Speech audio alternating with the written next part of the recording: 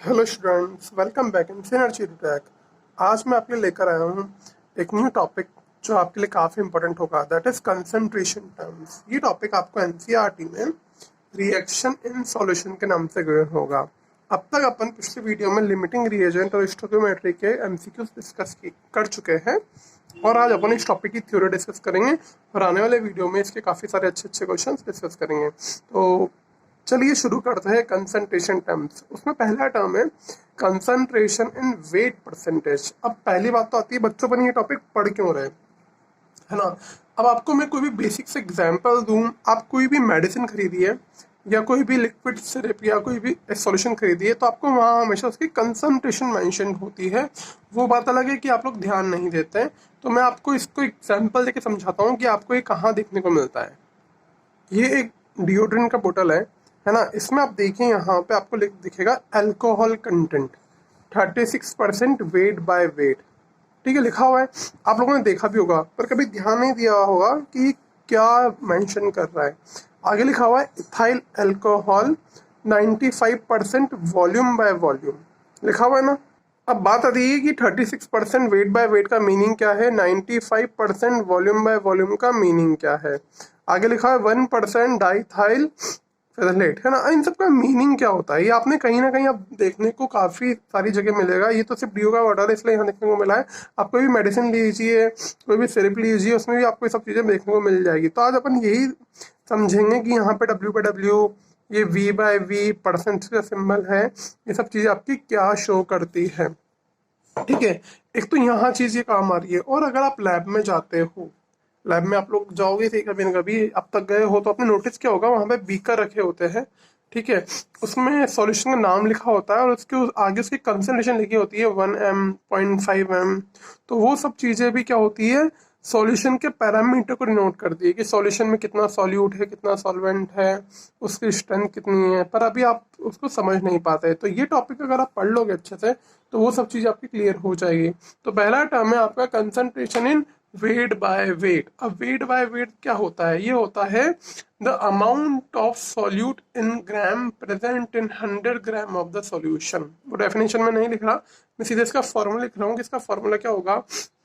Weight by weight है यानी कि वेट परसेंटेज है, तो वेट परसेंटेज का फॉर्मूला होगा weight percentage equal to mass of solute, mass of solute. अब मास ऑफ सॉल्यूट को लोगे ग्राम में, ठीक है। मास of solute in gram upon mass of solution, mass of solution, ये भी किसमें होगा, इन ग्राम। भाई ऊपर नीचे दोनों जगह यूनिट आपको सेम रखना है। अब परसेंटेज निकालना है तो इंटू 100 करते हैं। ये सब सिंपल सा वही कंसेप्ट है जैसे आपके एग्जाम देते हो, मैथ का आपने एग्जाम दिया 10th बोर्ड में, आपके 100 में से 92 मार्क्स आए तो 92 ऊपर लिखोगे, 100 नीचे लिखोगे, उसको 100 से मल्टीप्लाई करेंगे तो 100 से 100 कैंसिल, आप बोलोगे 92% मार्क्स है मेरा मैथ में। तो वही चीज़ है, आपने सॉल्यूट का मास लिया, नीचे सॉल्यूशन के मास से डिवाइड किया, इंटू 100 किया, 100 से इंटू कर रहे हैं विद रेस्पेक्ट टू 100 निकालने के लिए। तो जो आप ये कंसंट्रेशन टर्म निकालते हो ना, ये विद रेस्पेक्ट टू 100 ग्राम निकालोगे क्योंकि आप यहाँ से 100 से मल्टीप्लाई कर रहे हो, ठीक है। अब ये चीज़ आपको समझ में इतनी अच्छे से नहीं आ रही होगी। एग्जाम्पल देखिए, सपोज मैंने लिखा एक चीज़ और पहले, क्या इस क्वांटिटी को यूनिट आएगा, नहीं, ये क्वांटिटी होगी यूनिटलेस। क्या होगी, यूनिटलेस होगी क्योंकि ऊपर भी ग्राम है नीचे भी ग्राम है, तो ग्राम से ग्राम कैंसिल, ये यूनिटलेस आएगी, सिर्फ परसेंटेज में नोट करेंगे। सपोज मैंने आप ऐसे लिखा 20% NaCl सॉल्यूशन, 20% NaCl सॉल्यूशन। तो बताओ इसका मीनिंग क्या होगा। इसका मीनिंग होगा 20% NaCl सॉल्यूशन बाय वेट, है ना। मैं इसको लिखता हूँ W बाय W की फॉर्म में है, बाय वेट। तो आप इसमें ऐसा बोल सकते हो कि 20 ग्राम सॉल्यूट प्रेजेंट है, 20 ग्राम सॉल्यूट प्रेजेंट है किसमें, 100 ग्राम सॉल्यूशन में, 100 ग्राम सॉल्यूशन में 20 ग्राम सॉल्यूट आपका प्रेजेंट है, ठीक है। अब इसको और अच्छे समझना हो तो कैसे समझोगे। सपोज आप 100 ग्राम का सॉल्यूशन बनाते हो, ठीक है, तो उसमें क्या होगा, 80 ग्राम तो होगा वाटर और 20 ग्राम होगा सॉल्ट। 80 ग्राम होगा वाटर, 20 ग्राम होगा सॉल्ट। तो ये आपका 100 ग्राम का NaCl का सॉल्यूशन बन जाएगा जिसकी कंसंट्रेशन है 20% W/W। ये इसका मीनिंग है। सपोज आपसे बोला कि 15 ग्राम NaCl डिजॉल्व किया आपने इन 85 ग्राम वाटर, ठीक है। अब यहाँ सॉरी 85 ग्राम नहीं, 100 ग्राम वाटर। तो यहाँ पे कितनी हो जाएगी कंसंट्रेशन? सॉल्यूट का मास कितना है आपका 15 और सॉल्यूशन का मास कितना है आपका 100 इंटू 100 करोगे आप, तो ये हो जाएगा 15% W/W। आपकी कंसंट्रेशन इसकी आ गई। किसकी आ गई है? इस सॉल्यूशन की कंसंट्रेशन आ गई। तो जब भी आप W/W देखो, आप समझ जाओ ये weight of solute upon weight of solvent, या फिर मास of solute upon mass of solution, solvent नहीं सॉल्यूशन, सॉल्यूट और सॉल्यूशन के मास का परसेंटेज है इन टर्म्स ऑफ 100 ग्राम, ठीक है। अगर आप केजी लेते हो तो दोनों तरफ केजी लो, ठीक है। तो यहाँ पे आप इजीली समझ सकते हो, जब भी आपको weight by weight percentage given है तो उसमें आपको क्या क्वांटिटी मेंशन करिए, वो सॉल्यूशन में सॉल्यूट का अमाउंट बताना चाह रहा है आपको, ठीक है। सपोज अगर आप एक और एग्जांपल लो यहाँ पे कि आपके पास 80 ग्राम वाटर है, ठीक है, और उसमें आपने क्या करा 20% का W/W का NaCl सॉल्यूशन ऐड किया, ठीक है। अब आपको निकालना है कि इसकी नई वेट बाय वेट की परसेंटेज कितना हो जाएगा। तो देखो इससे मुझे ये पता लगता है ये तो सॉल्वेंट है 80 ग्राम वाटर, और यहाँ पे क्या होगा 20 ग्राम तो NaCl होगा, और क्या होगा आपका 20 ग्राम तो NaCl होगा। किसके अंदर होगा? 100 ग्राम सॉल्यूशन के अंदर आपका 20 ग्राम NaCl होगा, यानी कि आपका क्या हो जाएगा यहाँ पे 80 ग्राम वाटर हो जाएगा, ठीक है। अब टोटल आपको न्यू निकालना है, तो 80 ग्राम वाटर ये रहा, 80 ग्राम वाटर ये रहा, टोटल करेंगे तो 20 ग्राम तो सॉल्ट वही है, वाटर हो गया आपके पास 160, ठीक है। और सॉल्यूशन में मास कितना हो जाएगा उसका 160, तो वाटर का मास, और 20 मास किसका है? सॉल्ट का, ठीक है। तो टोटल कितना हो जाएगा 20/180 इंटू 100, ठीक है। आप इसको इजीली सॉल्व कर लोगे तो ये हो जाएगा 200/18, इसको ये फर्दर हो जाएगा 100/9, ठीक है। तो ये इसका परसेंटेज आ गया किसका? सॉल्यूशन का नया। पहले वो 20% था, उसमें अगर मैं 80 ग्राम वाटर और ऐड कर देता हूँ तो उसकी परसेंटेज चेंज हो गई, अब ये 20 से कम आएगी, ठीक है। ये हो जाएगी 1 और 1 11.1 समथिंग परसेंटेज हो जाएगी, ठीक है। जैसे अपने यहाँ 15 ग्राम डिजोल्व किया था 100 ग्राम वाटर में, सॉरी मैंने यहाँ पे इसको 85 ग्राम लो ताकि ये 85 प्लस 15 100 हो जाएगा, ठीक है। आपको ऊपर लेना है सॉल्यूट का मास, नीचे लेना है सॉल्यूशन का मास, ठीक है। सॉल्यूशन का मास, उसमें सॉल्यूट और सॉल्वेंट दोनों आएंगे।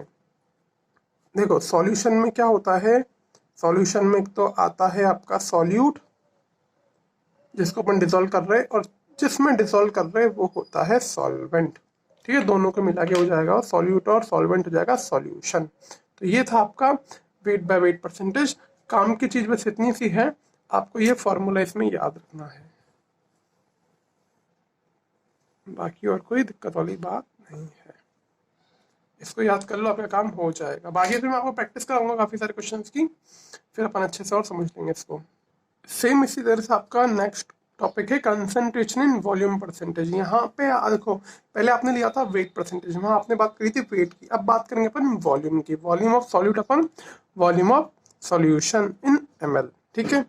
एग्जाम्पल वही, सपोज आपने बोला आपके पास एक सॉल्यूशन है 35% V/V, या तो V/V लिखूंगा या फिर मैं वॉल्यूम परसेंटेज लिखूंगा। इसका मतलब क्या होगा? इसका मतलब क्या होगा, आपके पास एक 100 ml का सॉल्यूशन है, 100 ml का सॉल्यूशन है, उसके अंदर 35 ml आपका सॉल्यूट है, 35 ml आपका सॉल्यूट है, ठीक है।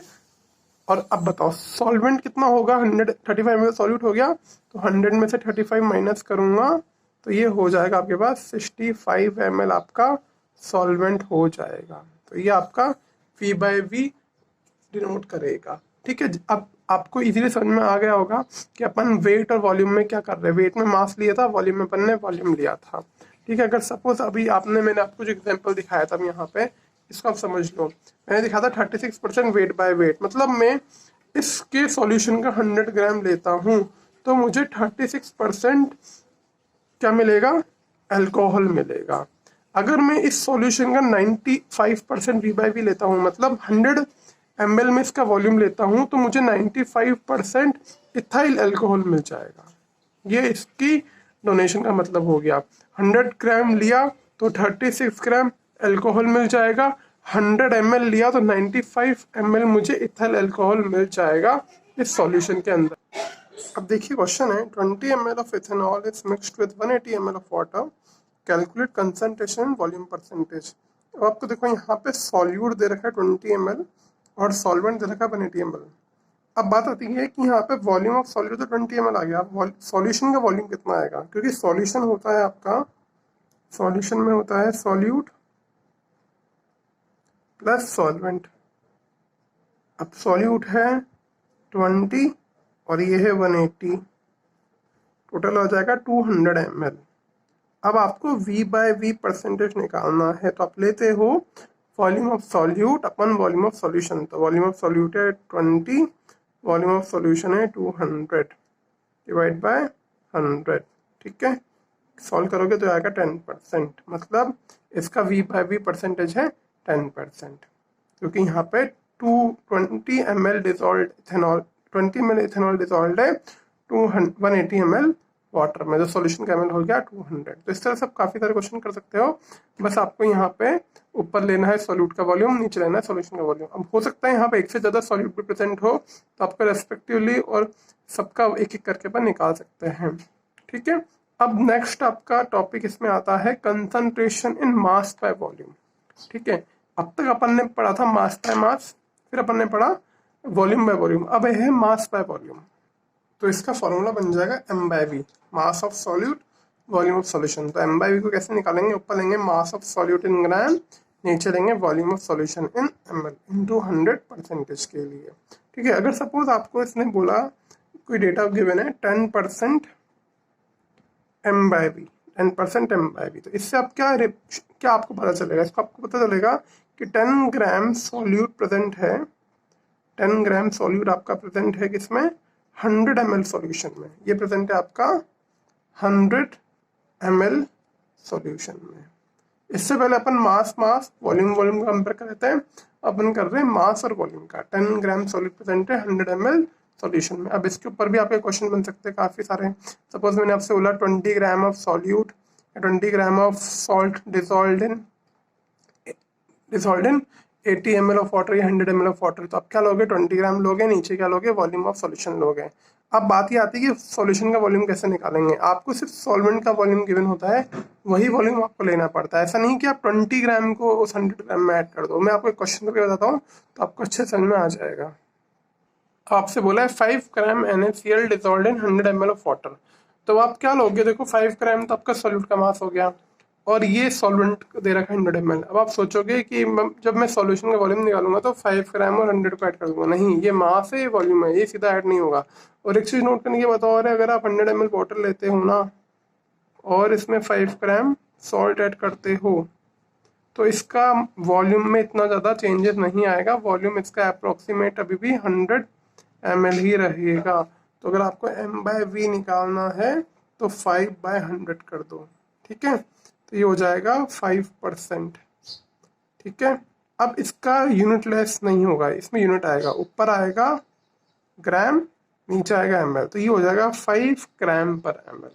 ठीक है, क्या हो जाएगा, 5 ग्राम पर ml इसका यूनिट हो जाएगा परसेंटेज में। आप डायरेक्टली इसको ऐसे नहीं लिख सकते, 5 ग्राम पर ml लिखो, ये ज़्यादा सही आंसर होगा आपका। ठीक है, अब नेक्स्ट है आपका ppm।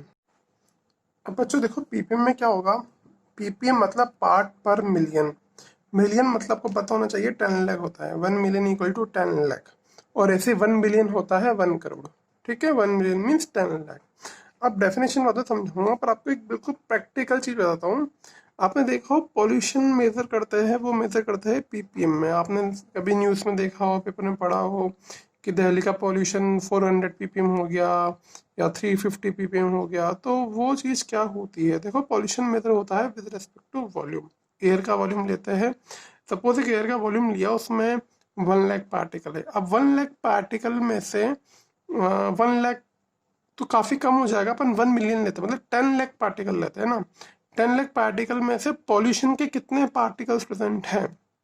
अगर एयर के हर 10 लाख पार्टिकल्स या हर 10 लाख मॉलिक्यूल्स के अंदर पॉल्यूशन के 400 पार्टिकल्स प्रेजेंट है, तो पॉल्यूशन बोलते हैं 400 ppm पार्ट पर मिलियन। मतलब मैं एयर के सैंपल में हर 10 लाख पार्टिकल्स में से मुझे 400 पार्टिकल पॉल्यूशन के मिलेंगे। इसी तरह से मैं इसको सॉल्यूशन के लिए भी डिफाइन कर सकता हूँ। डेफिनेशन क्या होगी?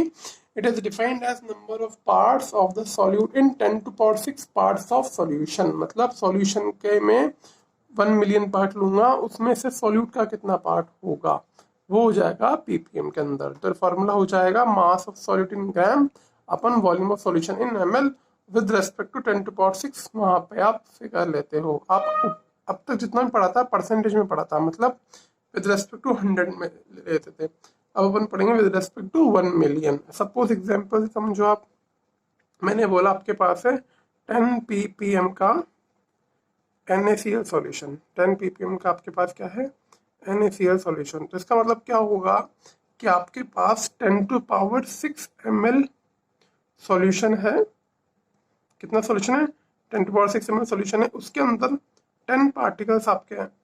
10 पार्टिकल्स किसके हैं? आपके NaCl के हैं। अब 10 पार्टिकल्स नहीं बोलूंगा मैं, 10 ग्राम बोल दूंगा, क्योंकि मैंने यहाँ पे मास लिया है ग्राम में, वॉल्यूम लिया है ml में। तो यहाँ पे मैं बोल दूंगा 10 ग्राम आपके पास क्या है? NaCl है। 10 ग्राम आपके पास क्या है?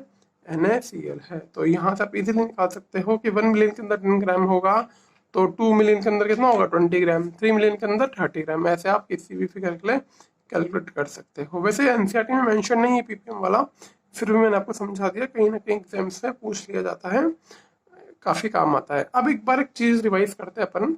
ये जो अपन ने पढ़ा था ना पर मास बाय वॉल्यूम परसेंटेज, इसका एक नाम और होता है, उसका नाम होता है स्ट्रेंथ। Strength of solution. अगर कभी भी आपको गिवन हो स्ट्रेंथ निकालो सॉल्यूशन की, आपको कुछ नहीं करना, मास बाय वॉल्यूम का परसेंटेज निकालना है, वही सॉल्यूशन की स्ट्रेंथ होती है। ठीक है, तो मास बाय वॉल्यूम को अपन स्ट्रेंथ के नाम से भी देखते हैं। तो आई होप आप लोगों को एक टर्म समझ में आ गए होंगे। अभी अपन ने क्वेश्चन ज़्यादा नहीं किए, पर आने वाले वीडियोस में मैं इसके काफ़ी सारे क्वेश्चंस कराऊंगा। अभी पर कंसंट्रेशन टर्म्स खत्म नहीं हुआ, आपके पास बहुत अच्छे अच्छे टॉपिक्स बचे हुए हैं। मोलरिटी, नॉर्मेलिटी, मोल फ्रैक्शन और एक मोलिलिटी। अब देखो, मोलरिटी होता क्या है? One of the most basic unit है, जो काफ़ी आपके फिजिकल केमिस्ट्री में काम आने वाला है, और सबसे कॉमन कंसंट्रेशन टर्म से आपकी मोलरिटी, जो आपके बहुत सारी जगह काम में आएगा। ठीक है, अब ये होता क्या है? अब देखो प्रैक्टिकली समझो, आपके पास कोई सॉल्यूशन होगा, उसका कुछ वॉल्यूम होगा, उस सॉल्यूशन के अंदर आपके पास कितने मोल सॉल्यूट के हैं? ये सॉल्यूशन है, इसके अंदर कितने मोल से आपके पास सॉल्यूट के, तो ये होती है मोलरिटी। अब सॉल्यूशन का होगा वॉल्यूम इन लीटर। ठीक है, आपको एक्चुअली निकालना क्या है? मोल्स निकालने होते हैं सॉल्यूट के, और उसको वॉल्यूम से डिवाइड करना होता है, तो वो हो जाती है आपकी मोलरिटी। अब डेफिनेशन क्या होगी? The number of moles of substance. अब यहाँ सब्सटेंस और कोई नहीं, यहाँ पे सब्सटेंस सॉल्यूट होगा। The moles of substance dissolved in 1 litre of solution is known as molarity of the solution. तो जैसी डेफिनेशन है, उससे अगर मैं फॉर्मूला लिखना चाहूँ, तो मोलरिटी का फॉर्मूला हो जाएगा मेरा number of moles of solute, number of moles of solute divide by volume of solution in liter। Volume of solution, volume of solution किसमें लेना है? लीटर के अंदर लेना है वॉल्यूम ऑफ सॉल्यूशन। ठीक है, ये हो गया। अब आपको अगर मैं बताऊं, तो मैं इस फॉर्मूले को और भी एक्सपेंड कर सकता हूँ। यहाँ आ रहा है मोल्स, मोल्स का फॉर्मूला क्या होता है? Weight upon molecular weight. तो आप इस फॉर्मूले को और फर्दर एक्सपेंड कर सकते हैं विद रेस्पेक्ट टू वेट। अब वेट से कैसे लिखेंगे? अब मोलरिटी को लिखते हैं अपन कैपिटल एम से, तो मैं एम क्या हो जाएगा मेरा? Weight of solute. ये ले लिया डब्ल्यू, अपन मोल्स का फॉर्मूला था वेट अपन मोलिकुलर वेट, तो weight of solute upon molecular weight into volume in litre. ठीक है, आप ये शॉर्ट में याद रख सकते हैं मोलरिटी का फॉर्मूला, जहां पे W है वेट ऑफ सॉल्यूट, ठीक है, MW है मॉलिकुलर वेट ऑफ सॉल्यूट,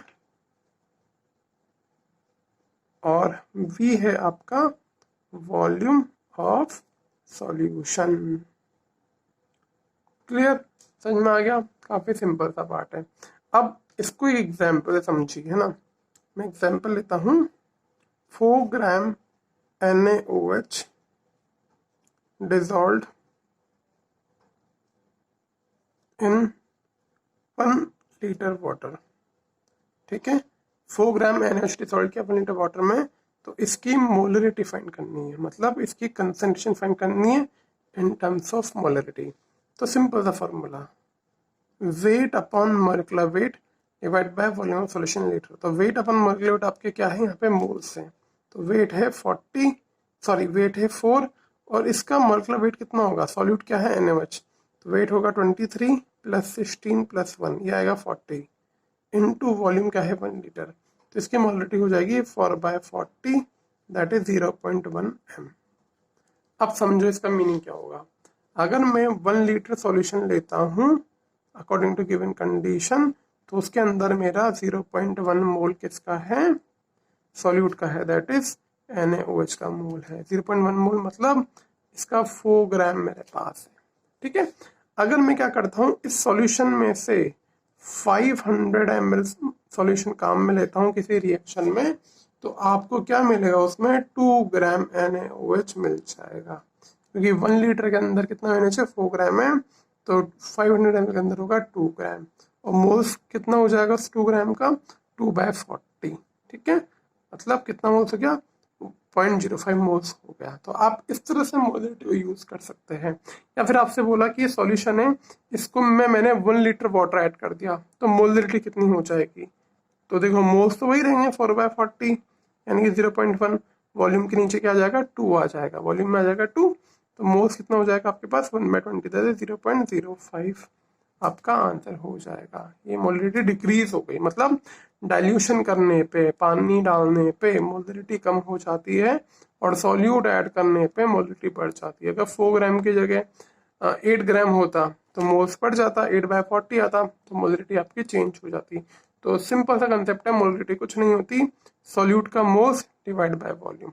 जितना ज़्यादा सॉल्यूट का मोल होगा उतनी ज़्यादा मोलरिटी होगी, जितना कम सॉल्यूट का मोल उतनी ज़्यादा मोलरिटी, और जितना ज़्यादा वॉल्यूम होगा सॉल्यूशन का उतनी कम हो जाएगी मोलरिटी, ये वॉल्यूम नीचे आ रहा है। तो मोलरिटी डिपेंड कर रही है मास ऑफ सॉल्यूट, और सॉल्यूट किस टाइप का है, उसका मोलर मास किस तरह का है, ठीक है, और वॉल्यूम कितना है। तो ये होती है आपकी मोलरिटी। आई होप आपको क्लियर हो रहा होगा मैं क्या समझाना चाह रहा हूँ।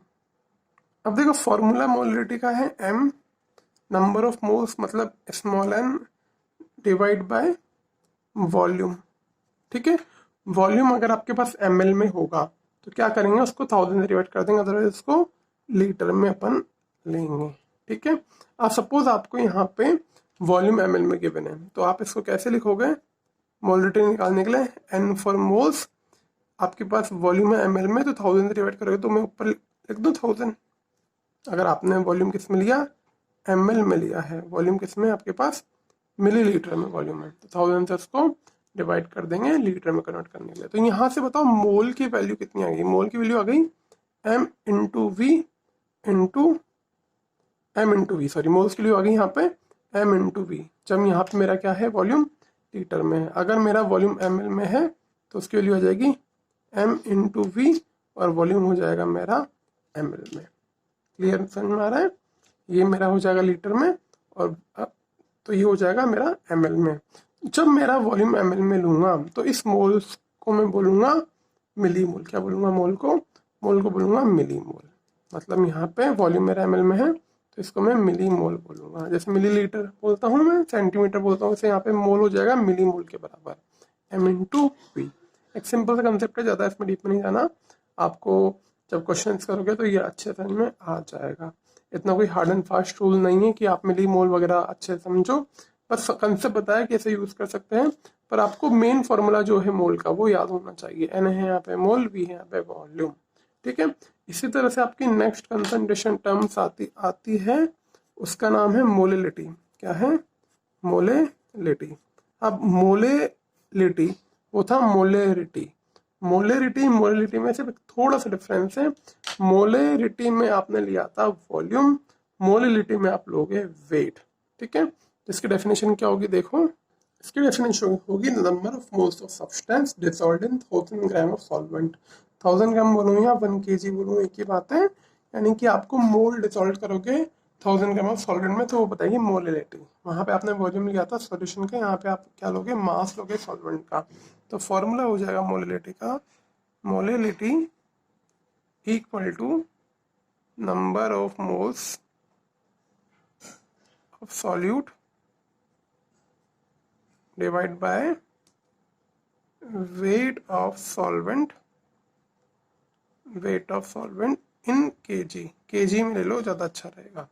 वहाँ पे था सॉल्यूशन, यहाँ है सॉल्वेंट। देखो ज़्यादा डिफरेंस नहीं है, थोड़ा ही डिफरेंस है, तो प्लीज़ इसको मतलब कंफ्यूज मत होना। मोलिलिटी लिटी तो आ रहा है वेट, मोलिलिटी में आएगा वॉल्यूम।